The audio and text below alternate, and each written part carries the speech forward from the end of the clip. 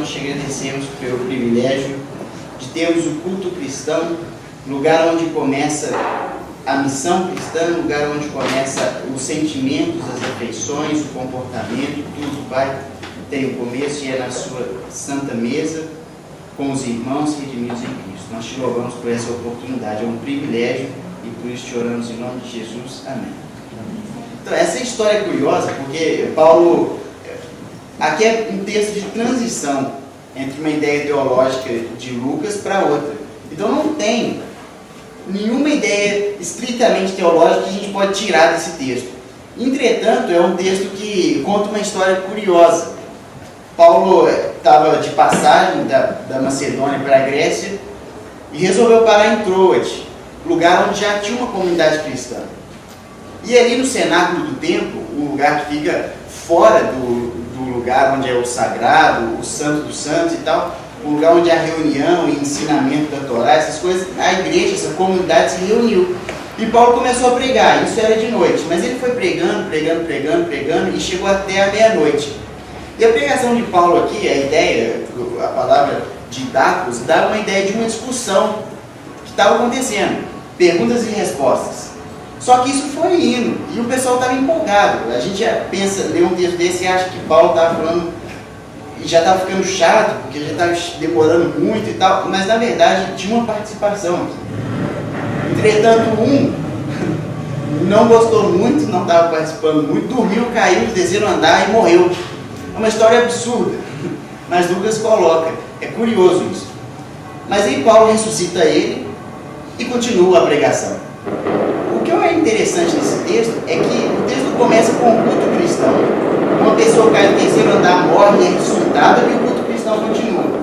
Esse evento, uma pessoa cair do terceiro andar, morrer e ser ressuscitada, não é tão importante quanto o culto.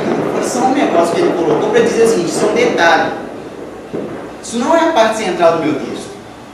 Na narrativa que eu quero colocar para vocês, um cara ter dormido e cair do terceiro andar, ter morrido e alguém chegar e ressuscitar ele, não é o importante. O importante aqui é o culto, o encontro deles. O encontro que durou a noite inteira e logo depois o texto fala que Paulo continuou até de manhãzinho. Então foi um encontro como o nosso aqui, sem hora para acabar. Percebe? Muita discussão, muita pergunta, Paulo falando, e a noite foi passando, chegou o dia. Então, se tinha alguém desanimado, era só um. Não era Paulo que estava chato, era esse tal de Eutico que estava desintonizado com a maior parte do povo. Entretanto, nesse texto, existem duas coisas importantes aqui. O primeiro é o partir do pão. Aqui a gente não vê culto ou encontro na igreja, não existe esse termo. Existe o partir do pão, e a gente vai ver por quê. E outra coisa é a exposição da palavra. Essas duas coisas são importantes. Mas antes de entrar no culto cristão, eu queria tentar fazer uma leitura do panorama contemporâneo que a gente vive. Existe uma necessidade humana de membresia, de participar de alguma coisa. Alguns são membros ou são fiéis, têm uma fidelidade ao seu próprio coração. Por isso acreditam muito numa ideia individualista e vivem de uma forma muito individualista. Entretanto, a maioria tem alguma fidelidade a algo, alguma participação prolongada, algum compromisso fixado nos seus dias da semana. Alguns são com uma ideologia política, partidária, de esquerda ou de direita. Outros são com algum grupo ou seita. Outros são com algum conjunto intelectual ou com um conjunto de trabalho, seja lá o que for, existe uma fixação e uma membresia que faz a pessoa pensar o mundo a partir daquilo. Entretanto, outros participam de uma coisa que é bem antiga, mas que começou na história, e esses são os cristãos. Participam do culto cristão, com as suas imensas variações. Tem cristão de toda forma, cultuando de toda maneira, nesse mundo inteiro. Entretanto, eles estão ao redor de duas coisas principais: o script, o cânone e o partir do pão. Isso faz o culto cristão. E aí a gente para pensar, bem, e se a gente for tentar avaliar quando isso começou? Porque eu não sei se você já parou para pensar, mas às vezes a gente tem a tendência de achar que as coisas elas são sempre assim, sempre foram assim. Mas o culto cristão começou. Ele começou. Ah, isso é idiota. Não. Isso é um historicismo importante. Teve um momento que isso começou a acontecer na história humana. Antes dele não era assim. E por que começou? Como começou? E qual era o objetivo disso? Isso são perguntas importantes para fazer, porque respondendo essa pergunta, a gente aprende ou entende melhor, ou vive e experimenta melhor essa realidade do culto cristão, do qual a gente faz parte. Então percebe, Paulo leva essa igreja a ficar a noite inteira em torno da palavra e desse culto. Bem, nessa época, antes de Cristo, se a gente for pensar no momento pré-pascual, antes da Páscoa de ressurreição de Cristo, onde não existia cristianismo, existia alguma coisa nessa sociedade, nesse mundo, que era parecido com o culto cristão? Não. Na época existia uma seita e o judaísmo. O judaísmo tinha o seu templo e tal, mas o templo não era uma igreja, não era um culto. Era um momento de adoração daquela sociedade, porque a sociedade inteira era teocrata. Então a sociedade inteira ela vivia, ou pelo menos dizia viver, ao redor do cânone que a gente hoje professa num lugar particular, que é a igreja, e não no Estado, que é laico. Eles não eram assim. Então o templo era fazia parte do Estado. Então não havia uma coisa assim em grande porte como uma igreja cristã. Entretanto, existiam uns grupinhos que se reuniam e tinham uma agenda fixa, se reuniam continuamente. Começou com a facção dos fariseus. Os fariseus promoviam esse tipo de coisa lá e tal, e tinha um grupo, e outro grupo de umas cavernas de Qumran, talvez você já leu alguma coisa sobre isso, com os textos lá deles, que eram pessoas que estavam fazendo uma crítica fortíssima ao templo e se dirigiam lá para as montanhas e ficavam em umas cavernas se reunindo. Era um judaísmo mais místico, não um judaísmo político como era praticado em toda Jerusalém, um judaísmo místico. E os fariseus tinham essas comunidades assim. Talvez foi daí que a igreja cristã pegou uma ideia de se reunir em grupo. A verdade é que antes da Páscoa, antes da ressurreição de Cristo, e algumas semanas, um mês passado, não sei, eu vim aqui e a gente falou sobre a ressurreição. Pois é, a ressurreição foi decisiva até para esse tipo de coisa. Antes da ressurreição não havia nada parecido com o que a gente faz aqui. Depois começou a existir. E aí os cristãos, eles continuavam indo no templo, alguns faziam até sacrifícios. E isso foi um debate imenso na história da igreja, porque acreditavam que Cristo veio embotar esse tipo de coisa e outros, enfim, eles viviam o judaísmo e, entretanto, eles inseriram na sua agenda diária, mensal, semanal, um outro encontro, uma outra fidelidade. Fixaram uma responsabilidade com uma nova comunidade. E essa comunidade, eles diziam, hoje a gente não vai falar sobre eclesiologia, mas é sobre só o culto cristão, mas essa comunidade, eles se diziam o Israel bendito e o Israel final. Eles eram o verdadeiro Israel, era isso que eles falavam. E tinham muita coisa em comum, professavam coisas em comum. Então era uma comunidade nova que estava surgindo, extremamente revolucionária, porque a mensagem deles, ou pelo menos aquilo que eles acreditavam, não era um Estado máximo, não era o Estado mínimo, não era o controle do mercado, não era o livre mercado. O que eles pensavam é que o Senhor de todas as coisas era Jesus. Isso é extremamente revolucionário e isso incomodava muito o governo da época, o Império. Porque, peraí, Jesus, o que vocês professam é um governo sobre todo o universo. E o universo ele é maior que o Império Romano.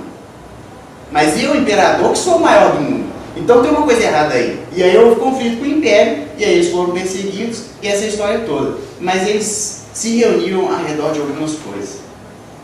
E essas coisas, promovidas pela ressurreição de Cristo, são a partir do pão e a mensagem. Vamos começar com a mensagem. A gente tem, em todo o texto de Atos, e vocês com certeza viram com o Lizardo, que eles tinham uma ênfase muito grande na doutrina dos apóstolos. Doutrina dos apóstolos, uma reta mensagem, um parâmetro, um estatuto promovido pelos apóstolos. Isso é diferente dos judeus que acreditavam na Torá. Para esse grupo, não era a Torá que contava e com autoridade total, eram os apóstolos. Agora percebe, gente, aqui existe uma coisa extremamente significativa sobre o culto cristão. Eu não sei se vocês já foram testemunha de alguma coisa no fórum, e vocês foram convidados para participar do júri. Mas é interessante a gente ver que a sociedade nossa coloca na mão de pessoas comuns o poder de dizer se é julgado ou não o réu. Isso é curioso porque a sociedade humana como um todo coloca na pessoa comum e na pessoa simples as decisões derradeiras. A democracia é uma tentativa de colocar uma pessoa simples e as pessoas simples escolhendo algo para poder representá-los. Então, assim, as pessoas normais, como eu e você, sempre responsáveis pelas decisões derradeiras e mais importantes. Isso é muito cristão, porque os donos da verdade seriam 12 pessoas, simples, sem nenhuma prerrogativa, sem nada que as deixasse com uma autoridade que partia delas. Não, 12 homens comuns, esses eram os portadores da verdade. Isso o culto cristão estava professando. Isso era uma coisa diferente. Curioso essa verdade.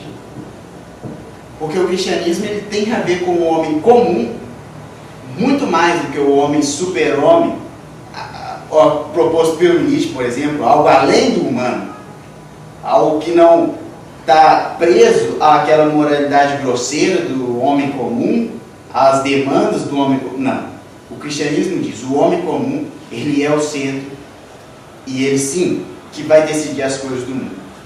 Agora, essa mensagem é interessante. Se a gente for pegar a partir de uma analogia com o teatro, a Bíblia, o cânone, era o script, era onde você podia tirar recursos para poder improvisar aquela comunidade que estava chegando. Aonde nós vamos saber o que nós temos que fazer? Por aqui. Esse é o script, essa é a narração, essa é a história. A partir dessa história nós vamos saber o que nós precisamos fazer no nosso mundo. Então eles tinham um parâmetro, eles tinham um script, eles tinham algo para poder dizer, olha, é a partir disso aqui que nós fazemos nossa peça. Nossos papéis, nosso lugar, a partir disso aqui. A nossa dança, a nossa performance, ela vem a partir de um script e esse é o cânone que nós temos apresentados aqui, interpretado pelos apóstolos. Então veja bem, gente, nós como culto cristão, centralizamos esse script e procuramos seriamente entendê-lo. E ele é que nos dá a maneira como nós vamos improvisar hoje na vida e nos problemas do mundo. Tem um texto, um artigo, que eu sempre cito ele, porque ele é fantástico, de um teólogo, porque ele faz um link entre nossa vida da igreja e o jazz. Eu não sei se você gosta de jazz, mas o jazz é uma música de improviso. É uma música de improviso, uma música de liberdade, porque ela é tocada no início por pessoas que foram libertas da escravidão, criada por escravos.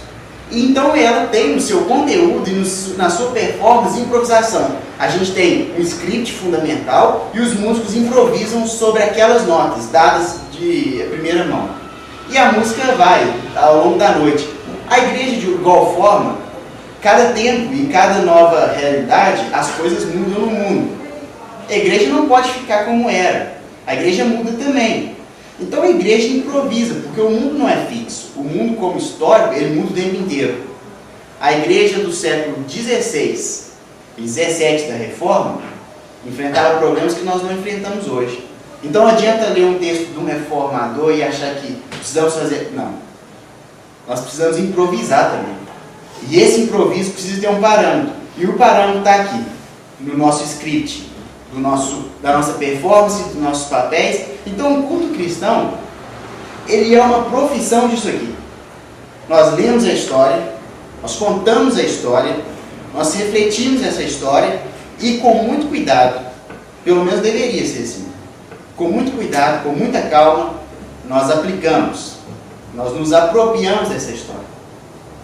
Então, gente, é fascinante pensar que nós precisamos lidar com esse mundo não a partir de uma ideologia política, ou que nós precisamos agir e lidar na nossa vida, nas nossas decisões, não a partir de um egocentrismo, de um eu no centro, ou de uma filiação ou uma fidelidade com o que quer que seja. Nós precisamos assumir comportamentos, decisões e estilos de vidas que reportam a esse script aqui.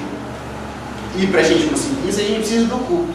Agora, por que o culto? Porque em casa eu não consigo ler isso aqui apenas sozinho, sem ter contato com nenhum outro, e então viver o que está proposto aqui. Por quê? Eu que não gosto da igreja, por que tenho que ir na igreja? E aí a gente cai numa conversa muito complicada. Entretanto, se a gente for olhar em Atos, a gente vê o tempo inteiro, principalmente em Atos 2, que quando eles perseveravam na doutrina dos apóstolos, que é essa narrativa central, e tentavam improvisar no império, tentavam improvisar no lugar onde Jesus não era o Senhor e César era o Senhor, eles precisavam viver aquilo que estava contando aqui. E quando eles liam sobre o amor de Cristo, ou quando eles liam sobre a esperança, ou quando eles liam sobre a fé, ou quando eles liam sobre a justiça, eles precisavam de um meio para que essas palavras fizessem sentido. E a comunidade cristã era esse meio. Quando você fala de amor, você precisa de ter uma comunidade interpretativa para dizer o que ele é e o que não é. Essa comunidade interpretativa é a igreja. Então, a partir do momento que a leitura acontece, o relacionamento ele faz parte da hermenêutica. Você não entende o texto se você não conviver e se não tiver uma fidelidade e uma constância ritualística com um grupo que professa a mesma coisa. Esse grupo te dá a ideia do que significam as palavras que você está lendo. Esse grupo te dá a ideia e a oportunidade de você servir como Jesus serviu, praticar justiça como a Bíblia propõe. Enfim, a gente precisa dessa comunidade. Entretanto, uma coisa mais importante ainda, que fazia parte dessa interpretação da doutrina dos apóstolos e da improvisação, como viver, como ser uma eclésia, como fazer parte desse jazz que tenta improvisar a partir de algo, eles precisavam de uma grande e clara e lúcida forma de enxergar a Bíblia e essa história. E isso foi feito por um sacramento mais importante, que toda igreja cristã, desde o seu início, pratica. E esse é o partir dos pães. A ceia, a Eucaristia, que significa agradecimento. Quando nós lemos em 1 Coríntios, em Atos, o tempo inteiro, a ideia central de Paulo era a ceia. E a ceia nós praticamos aqui, vocês praticam aqui no Café de Graça. Mensalmente, nós nos reunimos e simbolicamente dividimos o pão e dividimos o cálice em memória. Em memória.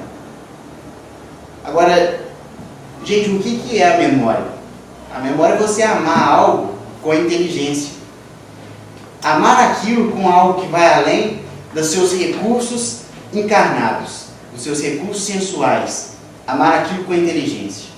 Colocar aquilo em um lugar que o tempo não pode levar, que a perda de sentidos não pode atrapalhar, que nada nesse mundo pode impedir do amor àquilo continuar. Isso é a memória. Quando você leva uma coisa para a memória, quando você pega uma lembrança sua, uma pessoa, um relacionamento, algo que você fez, uma verdade, uma doutrina, seja lá o que for, e leva para a memória, você a ama com a inteligência. Você a ama com aquilo que uma perda de sentidos não pode trabalhar, que o tempo não pode levar, e nem a morte. Porque a morte não pode levar a memória da cruz. Porque constantemente a igreja se reunia e dividia o pão.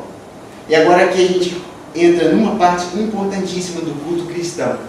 Quando nós nos reunimos aqui, cantamos juntos, oramos juntos, ouvimos juntos, dividimos juntos, conversamos, enfim, fazemos todas essas coisas, uma liturgia está acontecendo.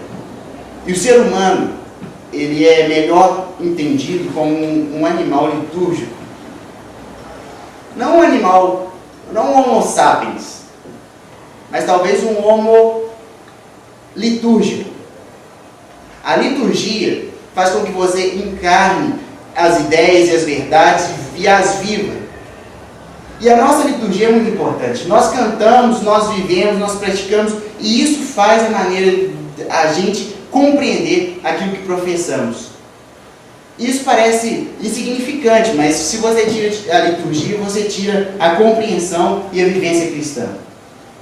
É por isso que eles não negociavam a mesa e o partir do pão. Eles só conseguiam entender as coisas e só conseguiam viver as coisas a partir desse ritual. Porque nós somos encarnados e o nosso corpo fixa o nosso eu. O nosso corpo nos deixa no mundo.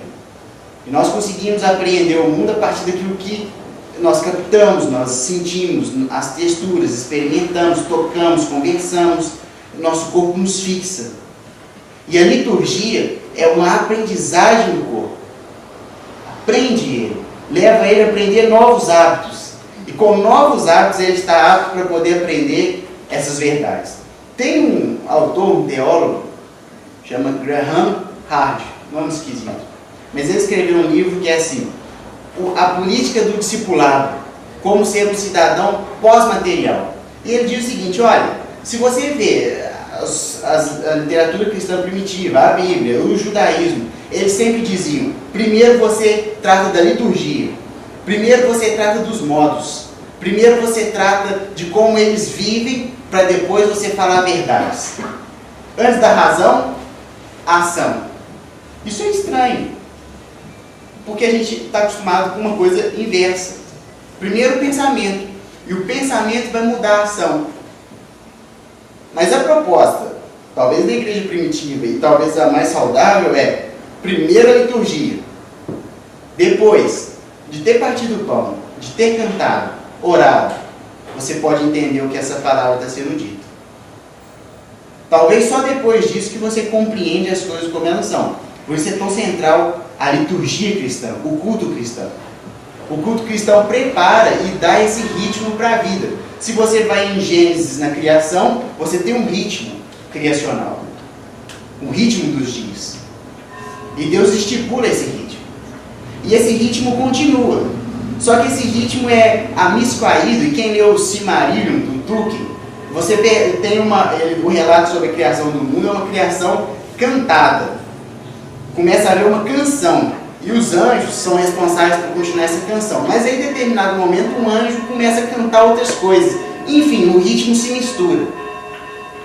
E você perde o ritmo como era. Mas a igreja cristã, instaurando a ceia, ela inicia o ritmo novamente. Então, quando nós praticamos essa liturgia, nós aprendemos, e nós vivemos, e nós entendemos o que as coisas acontecem, como as coisas são, e a verdade cristã. Nós precisamos dessa experiência, dessa vivência. Reunir constantemente, cantar e orar e principalmente dividir o pão. Isso faz parte do aprendizado cristão e isso é um recurso usado pela igreja em toda a sua história para deixar os cristãos com a visão certa do mundo e muito mais, para agirem certo, improvisando certo e tomando decisões coerentes com a afirmação que Jesus é o Senhor. É engraçado porque o sino bate e eu me lembro de um texto de um pregador puritano e também era um poeta, e quem faz letras provavelmente já ouviu falar dele, que é o John Donne. E ele escreve o seguinte: olha, eu estou deitado na minha cama aqui em casa, enfermo, prestes a morrer, e eu vejo os sinos da paróquia bater. E aí eu penso, por que os sinos batem? Porque os sinos anunciam a morte de alguém. Mas por que os sinos batem?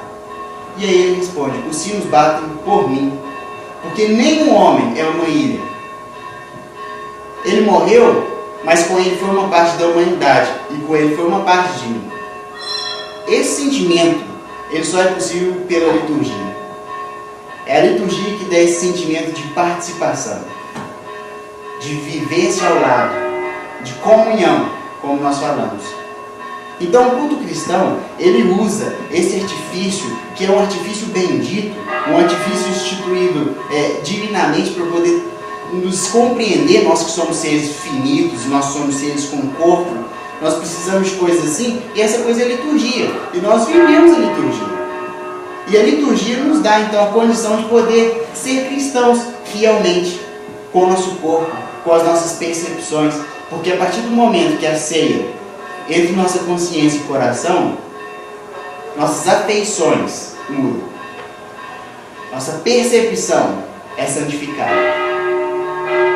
nossa maneira de sentir as coisas, nossa maneira de perceber as coisas e nossa maneira de ser afetado pelas coisas, ela é dominada pela ceia do Senhor, pela Eucaristia, que divide o pão, que nos coloca no mesmo patamar de perdidos e redimidos por Cristo, e essa é a nossa história que nós contamos. E através da ceia, nós voltamos para essa história, o script, e nós tiramos recursos semanalmente para poder viver a nossa vida, de improvisações, num mundo cada vez mais complexo. Nós temos então esse recurso. Então, o culto cristão, ele é uma coisa que começou, percebe? E é uma coisa de centralidade, não tem palavras para dizer o que seria da igreja cristã sem o culto. Poderia haver outras configurações. A igreja cristã poderia se comportar de outras maneiras, comitês, seja lá o que for, mas ele escolheu cultos semanais, porque semanalmente nós experimentamos isso.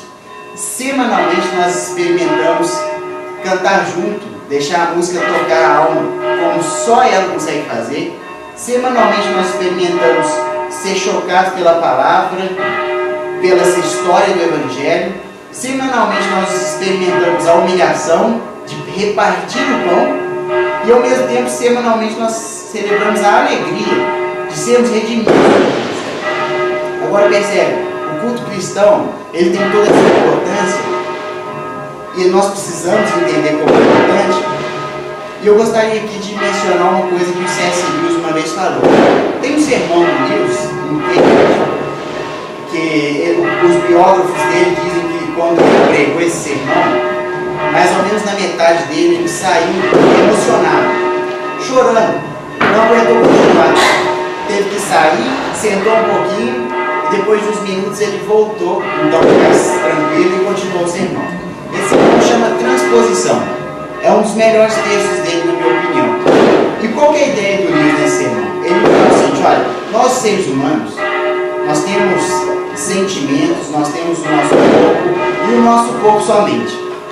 Entretanto, no mundo transcendente, no mundo espiritual, existem 1 milhão de coisas para serem experimentadas, para serem vividas. Esse 1 milhão de coisas, elas não correspondem com as nossas possibilidades, com as nossas afeições, com as nossas maneiras de agir. Então vamos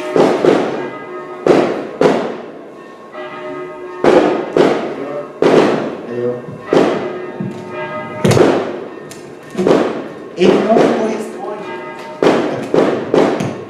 Esse 1 milhão de coisas espirituais não correspondem com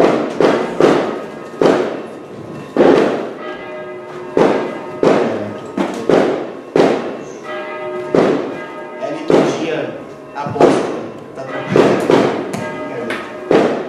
Esses 1 milhão de coisas espirituais não compartilham, então a gente não tem tantos recursos no corpo e na nossa experiência para poder colocar, ó, isso que você está sentindo é amor por Deus, isso que você está sentindo é amor por alguém, isso que você está sentindo é ódio, isso que você está sentindo é ódio justo, enfim. Existem 1 milhão de coisas espirituais, mas existem poucos recursos que nós temos para poder expressá-las. Eu vou dar um exemplo. Às vezes você tem uma dor de barriga, e às vezes essa dor de barriga é uma expressão daquilo que você comeu, ou às vezes é uma expressão da sua paixão por alguém. Mas é a mesma dor de barriga. É a mesma sentimento.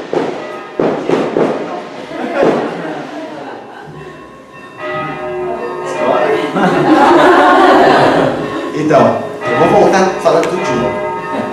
Esse sermão, Transposição, do C.S. Lewis, pregado em Cambridge, ele diz o seguinte: olha, nós, seres humanos, temos um corpo. E o nosso corpo tem maneiras de expressar aquilo que está no mundo espiritual. Só que no mundo espiritual tem 1 milhão de coisas. Existe o amor por Deus, existe o amor por minha esposa. Existe o ódio espúrio e existe o ódio justo. Existe a justiça e existe a vaidade. E 1 milhão de coisas. Só que quando vai para o nosso corpo, nós não temos recursos assim. Não temos todas essas coisas para expressar. Nós temos poucos e às vezes são coisas diferentes e a mesma sensação, e isso fica um pouco embaraçado. E eu dei um exemplo. Às vezes você sente alguma coisa aqui na barriga e é alguma coisa que você comeu mais cedo. Ou às vezes você sente o mesmo problema na barriga e é por paixão por alguém. A mesma expressão, percebe? Mas uma coisa é comida e a outra é uma paixão. São coisas diferentes, entendendo que nós somos limitados quanto a isso. Então ele diz, olha, o culto cristão, ele nos ensina a ter transposições certas, a experimentar, ter certeza. Isso que eu experimento é o amor por Deus. Isso que eu experimento é o ódio justo. Isso que eu experimento é uma afeição pelo culto e não uma vaidade. Enfim, ele dá a condição de você, apesar de ter poucos recursos fisiológicos, bioquímicos e de expressão, você tem como discernir. Bom, esse é o sentimento certo. E aí eu vou citar ele, porque nada melhor do que nas palavras dele tratar sobre esse tema. Ele diz assim, no finalzinho do sermão: por fim, proponho que aquilo que foi dito sobre transposição, isso que eu disse para vocês, lance uma nova luz sobre a doutrina da ressurreição do corpo. Porque, em certo sentido, a transposição pode fazer qualquer coisa. Por mais que seja grande a diferença entre o espírito e a natureza, entre as coisas transcendentes, as ideias, as verdades e o nosso corpo fisiológico, com sua bioquímica muito estabelecida e fixa e imutável, por mais que exista isso, entre a alegria estética e aquele tremor no diafragma, entre a realidade e a pintura, porque veja bem, uma coisa é a realidade 3D, outra coisa é uma pintura, um desenho no papel. Pois é, a realidade 3D são os nossos espíritos e nossas verdades, e a realidade no papel, um desenho, são os nossos corpos, nossas relações. E há uma diferença entre os dois. Eu disse antes que nos desenhos você tem apenas o papel plano em branco para o sol e as nuvens, a neve, a água e a pele humana. Agora, o sol e a nuvem e a pele humana, eles são a mesma coisa que o desenho? Não, absolutamente não. Num sentido, que infeliz incompetência. Em outro, contudo, que perfeição. Se as sombras forem desenhadas corretamente, esse pedaço de papel branco ficará curiosamente muito parecido com o sol ardente. Quase sentiremos frio ao ver a neve no papel e quase aqueceremos as mãos no fogo desenhando no papel. Será que, por alguma analogia razoável, não podemos supor da mesma forma que não há nenhuma experiência do Espírito tão transcendente e tão sobrenatural, nenhuma visão da própria divindade tão próxima e tão além de todas as imagens e emoções, que para isso também não possa haver uma correspondência adequada no nível sensório? Não por um novo sentido, mas pela incrível inundação daquelas mesmas sensações que agora temos como um significado da transvalorização, daquilo de que aqui não temos a mais pálida ideia. Então, veja, nós temos um corpo, e graças a Deus por isso. Seria ruim se nós não tivéssemos. Apesar das suas limitações, é melhor ter do que ele do que ser apenas espírito. Não é verdade? Apesar do espírito ser mais preciso, o corpo é muito melhor. Mas nós, inundados com esse tipo de coisa, nós precisamos, como seres humanos, de discernimento, de saber com precisão, ou de pelo menos ter uma ideia segura e uma confiança de que o que nós sentimos corresponde com aquilo que realmente vem de Deus, com aquilo que é propriamente cristão. Que os nossos sentimentos não sejam inundados ou confusos por coisas que não são da parte do Evangelho. E para isso, sozinho, você vai conseguir? Não. Não é possível sozinho. Os meninos mencionaram aqui o conflito interior. É impossível sozinho chegar a uma solução disso. Porque você sozinho não tem condição de lidar com todas as variantes. Aquilo que te ensinaram você não sabe, aquilo que você mesmo está querendo se enganar, aquilo que o seu corpo está sentindo e você está interpretando como uma tal coisa e não é, aquela tristeza que às vezes é resolvida com um pouco de açúcar ou com um remedinho, enfim, sozinho não dá. Mas no culto cristão, com muita calma e devagar, mas com a fé e a esperança que é própria do cristão, nós vamos descobrindo, nós vamos discernindo. Esse sentimento é próprio do Evangelho. Essa maneira de mexer com o coração, essa batida que mudou por causa de um impulso elétrico no cérebro, ela tem a ver com Deus. É uma paixão por Cristo, é verdadeira. Essa maneira de olhar para o meu irmão e sair as lágrimas, é porque é verdadeira amizade, verdadeiro amor por ele. Eu quero conversar tanto que quando eu encontro com ele, não é choro, não é nada, mas já viu quando você conversa com uma pessoa que você ama muito e você começa a chorar de bobeira? Pois é, eu sei que é disso, eu sei que é uma experiência verdadeira. Isso o culto cristão dá. Ele consegue te manter consciente do seu corpo. Agora, isso não é perfeito, né, gente? Não, contando assim, parece que a coisa é assim, mas a coisa é um processo muito longo e demorado. Infelizmente, nem todo culto que se diz cristão é cristão. Não basta ser uma igreja, pastores, pessoas, instrumentos. Isso não necessariamente é o culto cristão. Por isso eu imagino que alguns estão pensando aí. Você precisa mencionar essa variante. Nem todo culto cristão é cristão, é verdade. O culto cristão está preocupado com esse script e o culto cristão vive a liturgia, experimenta a liturgia, divide a liturgia e vai aprendendo a viver mais. Os participantes vão aprendendo a viver mais. Suas afeições vão mudando.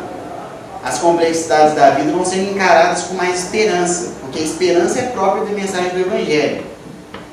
E a maneira como você chora, a maneira como você sorri, elas vão te dando uma confiança de que você sabe o que está acontecendo ali. Isso é o culto cristão. O culto cristão faz muitas outras coisas. Por exemplo, ele te dá uma atitude certa, ele te dá pessoas boas, enfim, um monte de variantes. Mas eu creio ser essa uma das coisas mais significativas do culto cristão. Por isso ele não pode ser negociado. Se você se diz cristão, precisa experimentar isso.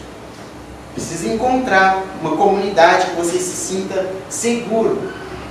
Eu vou dizer uma coisa para vocês, aproveitar que o Luiz Darwin está aqui, eu vou falar, nós temos que valorizar o café de graça, sabe? É um ambiente maravilhoso. E eu vou te dizer, a liturgia, ela não é só a música que a gente canta, mas é o ambiente. Outro dia eu estava refletindo, e tem uma coisa que acontece na minha cidade, que é um problema de famílias. Eu estava conversando com a Lu. Você atravessa a rua e tinha uma pessoa vindo de um lado da rua e ela te viu, você não viu, não me cumprimentou, não me compreende aquele menino. É arrogante, ele atravessa a rua.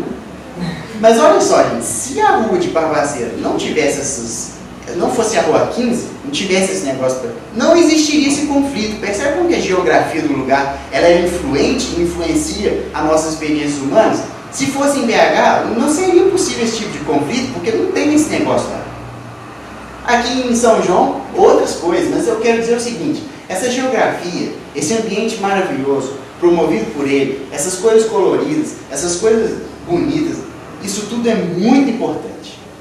Se você puder e tiver curiosidade de chegar no céu e pedir para Deus, eu quero saber exatamente a importância daquelas cadeiras coloridas na minha experiência espiritual, Ele vai te mostrar, porque existe. A questão é que a gente como seres pecaminosos, nós somos embotados e a gente acha que as coisas da vida elas não têm significado nenhum. A vida ela não perdeu maravilhas, é nós que temos a capacidade de maravilhar com as coisas. É o que Chesterton diz. O Chesterton, uma vez, ele estava falando contra a arte do tempo dele, que ficava desenhando unicórnios e não sei o que, e ele falou assim, eles cansaram, por causa dos seus pecados, dos cavalos. É claro, não estou defendendo isso. O que eu quero dizer é o seguinte, nós nos cansamos das coisas e achamos que elas não têm importância nenhuma, mas tem. Essa iluminação da maneira que é, esse lugar bonito do que é, essa rua quando você sai lá fora, essa beleza, essas cores, essa liturgia, isso faz um efeito que nós não temos como medir, mas faz. Essa liturgia é importante. Por isso, uma coisa prática é que a liturgia e o culto cristão, ele precisa sempre melhorar. Então eu diria, olha, o gurizada está chegando aí, comprem livros de teologia para ele, sabe? Dê um incentivo. Pode ser de vez em quando, mas mostre para ele que o culto cristão é importante. Ah, mas ele tem mais dinheiro que nós todos. Mas sabe, presente ele é importante às vezes. E dar um livro de teologia científica é importante. Às vezes cooperar, às vezes dar uma opinião para embelezar esteticamente o ambiente. Tudo isso te faz participante do culto e te faz contribuinte da liturgia. E talvez um quadrozinho que você põe, isso faz toda a diferença, sabe? Lá em BH tem um grupo que chama Labri, do Guilherme de Carvalho, talvez alguns conhecem.